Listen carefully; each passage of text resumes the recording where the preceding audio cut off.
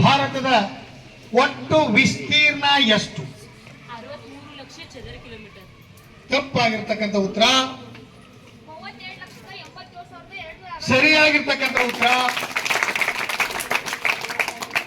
ನಾಲ್ಕನೇ ತಂಡಕ್ಕೆ ಮೊದಲ ಪ್ರಶ್ನೆ. ಭಾರತ ಮತ್ತು ಪಾಕಿಸ್ತಾನ ದೇಶಗಳ ನಡುವಿನ ಗಡಿ ರೇಖೆ ಯಾವುದು?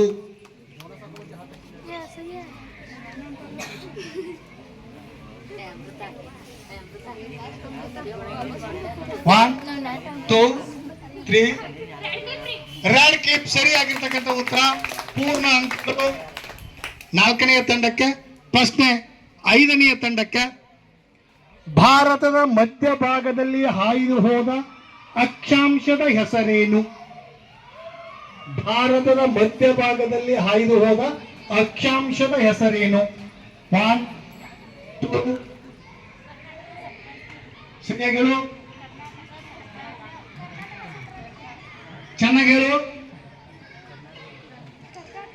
ಕರ್ನಾಟಕ ಸಂಕ್ರಾಂತಿ ವೃತ್ತ ಸರಿಯಾದ ಉತ್ತರ. ಕರ್ನಾಟಕ ಸಂಕ್ರಾಂತಿ ವೃತ್ತ.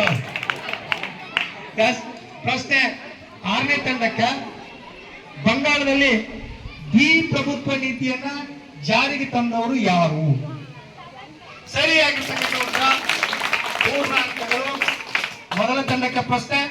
ಪ್ಲಾಸಿ ಕದನ ನಡೆದ ವರ್ಷ? ಸರಿಯಾಗಿರ್ತಕ್ಕಂಥ ಉತ್ತರ 1757. ಎರಡನೇ ತಂಡಕ್ಕೆ ಮೊದಲ ಪ್ರಶ್ನೆ.